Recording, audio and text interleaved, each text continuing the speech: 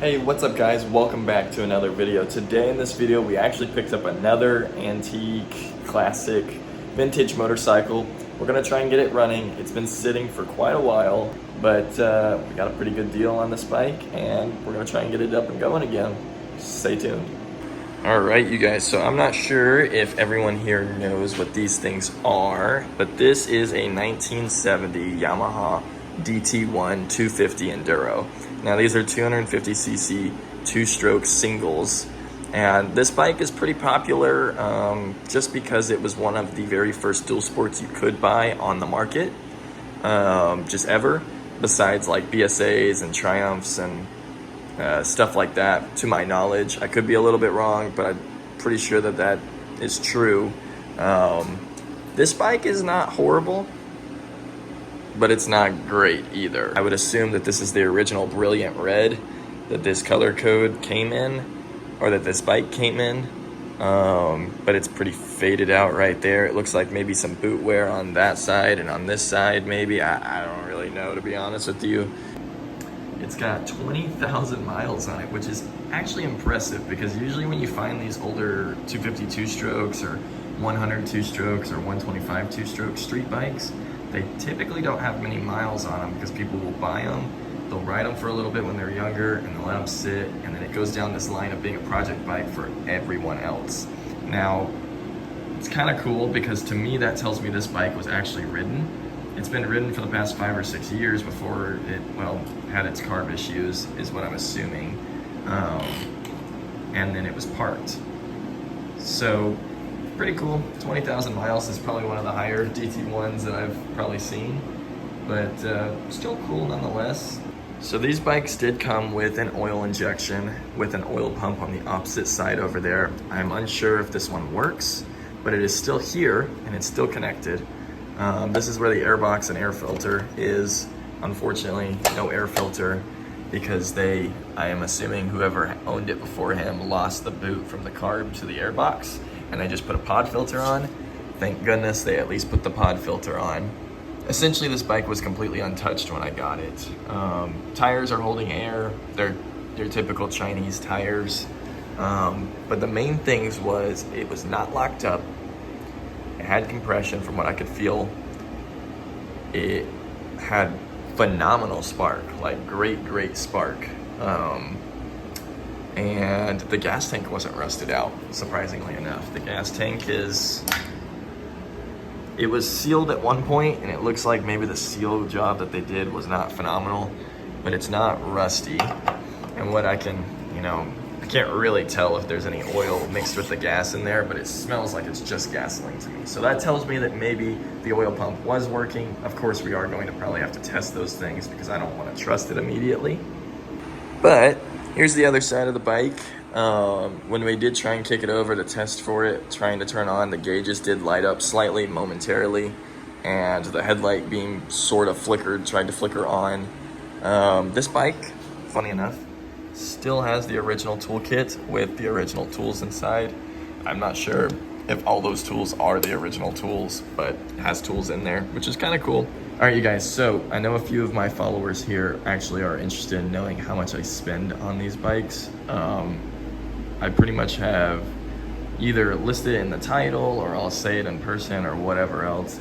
I try to get these things as low as I can, as I know most people probably would want to, just because they're unsure of what it could be. I mean, anything from the 70s, 80s, even 90s nowadays, if you buy them non-running, it could be a lot of anything and everything.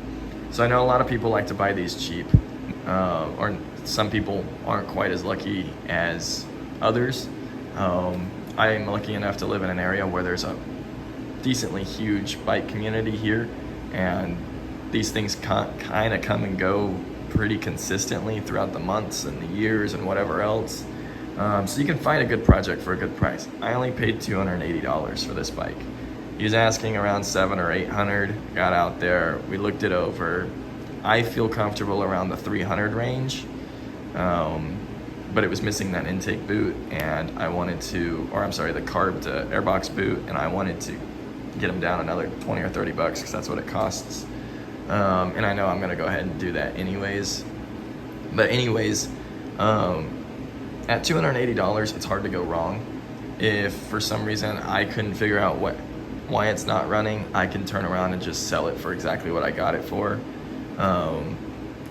Then again, these are one of the more simpler machines that you can buy, at least on the top side of the engine. I know the insides of those DT1s can kind of get a little confusing to some people, but this is a good starter point for a project bike.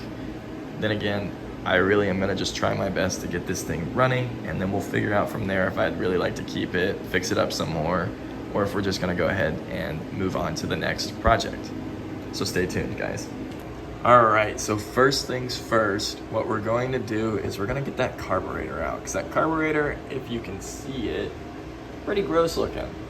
And if I see stuff like, you know, you can see right here where the engine looks pretty clean, but everything around it, like down here, is kind of grummy looking, and that carb, that tells me that there was probably some oil or gas, or both, at one point in time, seeping out of this carburetor, or something, and it got dirty, and it's maybe gummed itself up, something. So what we need to do is, I'm probably gonna take this pod filter off. This is a 13 millimeter bolt on this side, or nut on this side, a 13 on that side.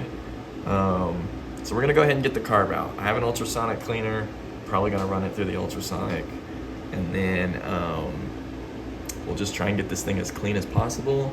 I really wanna flush this tank out, because I'm assuming that the gas that's in there is probably 5 months old, however long you let it sit. All right, so problem number one. First, I smelled bad gas when I got this thing off. Second, I couldn't for the life of me figure out why it felt like when I was giving it throttle, it was sticking, but it wasn't sticking. And then when I got this little cap thing off, it was not pulling out. Well, I know my issue now. The slide piston is stuck inside, and the throttle cable, well, there's not much left of that cable to begin with. So I might see if I have any spare cables. Otherwise, this video is gonna be cut short, for me at least, right this second, not for y'all. And I'll have to go ahead and order a new throttle cable. We're gonna go ahead and take this carb apart anyways, try and see if we can get this piston slide unstuck. And then we're gonna throw it into the ultrasonic, try and get this thing as clean as possible. If it looks like it needs a rebuild, then I'll buy a carb rebuild and a new throttle cable. It's not a huge deal, just kind of a bummer, because that means I'm gonna have to wait for parts rather than just seeing if this thing will fire up as is. Let's get to it. All right, so that would explain why the bike was working good until it wasn't working good all abruptly. Because that's not, that don't work. Something's wrong. Something's very wrong. Anyways, we're gonna go ahead and take this carb apart, but I'm assuming it's gonna be dirty, but this would definitely explain the sudden no running issue. All right, so this carb's giving us some crap. I've got all 4 bolt screws out, and it's wiggling a little bit, but it's not coming undone, so that worries me that the inside's gonna look like, well, crap. I also noticed this is not a perfect circle anymore. And I'm not really sure how that happens, but it is. Yeah, I think our next point of plan here is I'm gonna try and keep getting at this, and then this slide piston is stuck, and you got to be really gentle with this stuff because you don't want to scratch or divot the inside of the carb body. But use some PB Blaster or WD-40 with spraying around the edges, and then take like a wooden pick, or if you're careful enough, you can take a flathead and a little ball peen hammer, and then just kind of tap around so that the slide goes down, and then you can kind of manually push it back up. Gotta be iffy with those because you don't want to crack the piston, and you don't want to divot or anything on the inside of the carb body. So this will be interesting. We're gonna try and get this done without having to replace the carb, the piston, the everything. I'm sorry, the carb, the slide piston, the throttle cable, all of that. So let's see what we can do. All right, we got the slide piston out, and like I thought, pretty gunked up just from sitting and whatnot. Not really sure what's happening up here. But the edges are still good. So we kind of lucked out with that, because I've had a piston slide where we pretty much destroyed the slide to get it out of the body of the carburetor. But this is best case scenario. So got that out with that WD-40 trick and a little bit of some maneuvering. So the inside of the carb, we're gonna go ahead and try and get this bowl off. I'm assuming if the slide looks dirty and gross, I'm assuming the inside, like I said, is gonna be kind of, but we'll see. All right, everyone, we got this carb bowl off finally. There is some gunk going on right there, but as you can see, it's see-through on that. We're gonna go ahead and clean the pilot and the main jet. I'm gonna take the slide out for the float and check the needle as well. But it really doesn't look bad. It doesn't look bad over here either. So honestly, we're gonna go ahead and clean this. We're not even gonna put it in the ultrasonic because I don't necessarily wanna wait. I don't think the carburetor is gonna be that bad. If we get into there and the pilot jet is like completely screwed, then maybe we'll consider. But we're gonna go ahead and just clean this up the best we can by hand. Also, I did realize, I'm a little retarded. I forgot that since these have oil pumps on them, the throttle cable goes from the oil pump to the carburetor as well. So it's a split end, basically. It goes one all the way to this like junction, and then it splits off into these two cables from one pull. So this cable isn't broken, it just pulled out of its slot. So that can also be why it stopped working, pulled out of its slot, and then the slide got stuck and it wasn't actually revving up either. So we're gonna go ahead, we're gonna clean all this stuff off. We're gonna clean the inside of the carb where the slide piston sits, and get everything just freshened up and ready to go, and put it all back on the carb, or all back on the bike, and see if we can get some type of life out of this thing. All right, you guys, now here's a crucial little detail. On these old Yamahas, they have this little washer looking plate right here. I'll put that over there. So we have the main jet out right here, and they have this little rubber O-ring around them. Obviously you can see right through this pretty easily, but we're gonna go ahead and clean this. Now, interestingly enough, you can see through the pilot jet very well. So that leads me to wonder, is the carburetor the issue that it wasn't running? There was no gas in the gas tank. I don't know, we might have to test the compression as well, because I'm not quite sure. Maybe it's just a compression issue and we get new rings, maybe a piston as well. Can't remember what the PSI specs are for the TT1s, but I'll have to look into that. But we're gonna go ahead and still clean this, because why not? And then we'll go ahead and throw it back together, put it back on the bike, try and connect to this piece, fill it up with gas. I'm gonna laugh a little bit if it had nothing to do with the carburetor as to why it died, and it was just because this thing became unhooked, and when he was trying to turn it on and turn it over, it wouldn't turn over and it wouldn't run because this was all the way down and it was stuck in here, and this wasn't even connected correctly. So that would be best case scenario. This slide moves up and down pretty easily. So that's what we wanted to see. So we're on the other side of the engine. I think what's gonna be easier is if we take this cable right here that's connected to your oil pump. What I'm gonna do is I'm gonna disconnect this cable so that we have a little bit more free play. We can get that other piece off up there, slide the throttle cable back in, then put everything back together once we have that correct amount of play. I think that would be easier. If it's not, then I'm just about to make my life a lot harder. So we'll go from there and see. All right, we got everything done. So it ended up being slightly more complicated, but it wasn't horrible. It was easier. You had to disconnect your little throttle cable from your oil pump right there. So it just, obviously you can free up the slack by moving the pump this way and then pushing that up and out. And then on this side, where the throttle cable connects, I actually had to take it out of the piston. So you have to push down on it and there's a hole at the bottom over here that it would slide out of. You take it out of this piston, and then I actually had to also adjust the adjuster all the way down so that it would also fit and get all of that done. But now that both of them are actually hooked up, you can see that the slide is moving over here, as well as the oil pump over there. So that's how that works. We're gonna go ahead and put the slide back into the carburetor. You guys, now we put some fresh 93 octane gas into the gas tank. I'm gonna go ahead and kind of shake it up, shook it around everywhere, and then make sure that you don't just dump the gas on the ground, that you have an extra container that you can dump the bad gas into.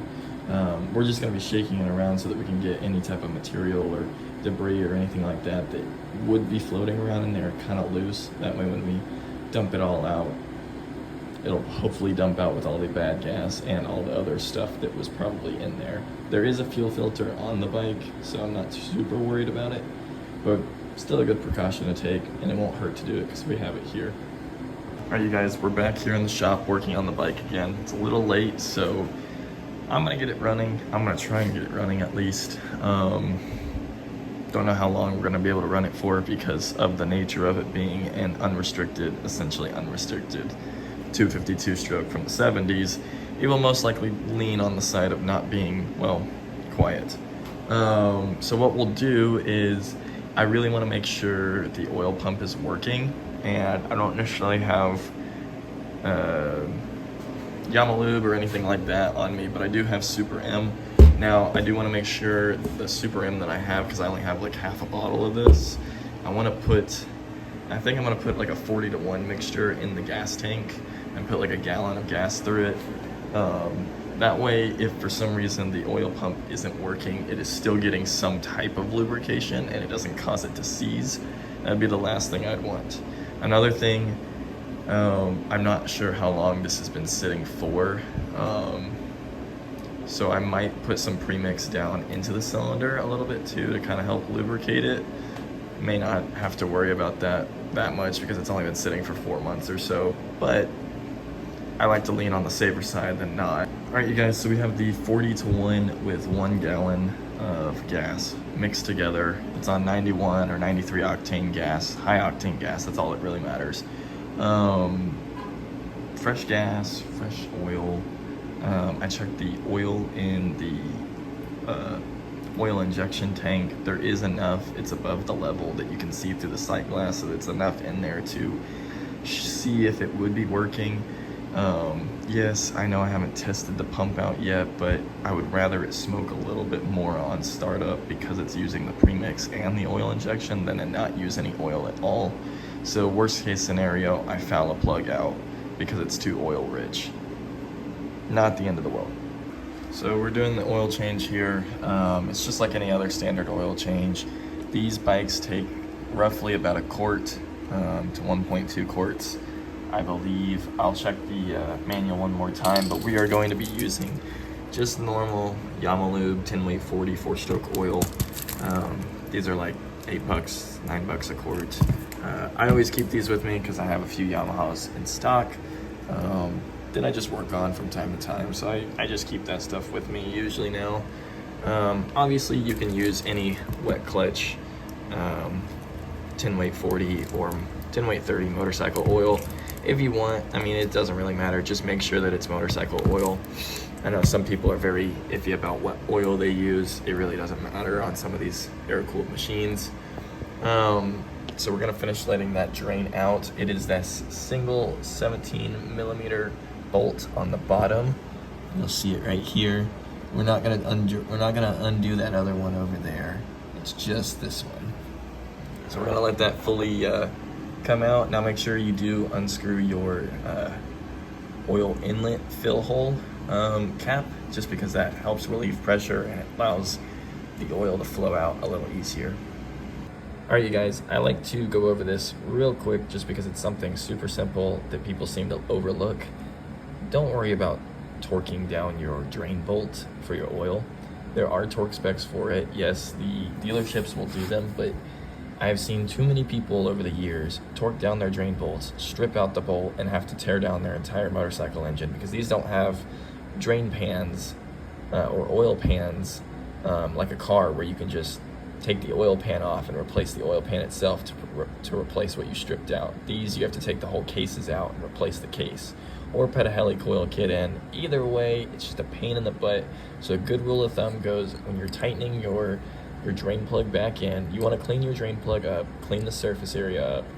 Then when you go to tighten it in, tighten it down to hand tight by holding the ratchet right here. Do not hold the ratchet down here and tighten it as hard as you can. And I'm not even tightening it as hard as I can. I'm just doing it snug, and I'm holding just the top, just like this. So I've already got mine snug, so I'm not gonna do it, but see on my hand, I don't even have all 5 fingers on there right now, because I don't need all 5 fingers. You can just do this. That's snug. It's not going anywhere. You don't need to force it. It just needs to be snug. If it's leaking oil, you either need a new crush washer or you already have damaged threads. It's not rocket science. It's just common sense, you guys. So just keep that in mind when you're doing your oil changes. All right, we poured our quart of oil in. Now what we're gonna do is we're gonna check the level with the dipstick, but before we do that, I always check underneath the bike.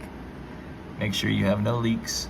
We look pretty clean over there, so looking good so far. And there's oil down in the crankcase now. The way these work is I believe you just set them in and then pull them out. You don't thread it in. I could be wrong. Maybe read your manual. I don't have the manual, but that's usually how it's been with these dipsticks on these older bikes. So don't reference me on that. So what I'm gonna do is I'm just gonna check it by putting it in. I didn't screw it in, and then I'm gonna pull it back out. So now we're just on to starting this bike up. Let's see if we can get this sucker running for the first time in 5 months. All right, here it is, you guys. We got the whole thing back together, new oil change. We went through the carb, got the slide fixed on it, then put the throttle assembly together correctly this time. Check the spark plug. It looks to be used, but in decent enough shape that it should work with it. It had clean spark with it, so it should be fine. We cleaned out the gas tank, and we have a 40-to-1 mixture in there. We checked the premix, or the oil injection, to make sure that it had oil in there. So now all that's left is us trying to see if this thing will at least fire. I mean, this is exciting. I hope this thing fires up. We never ran a compression test. If we can't get it to fire, that would be the next thing in line. But let's see if we can get it to fire just based off what we did.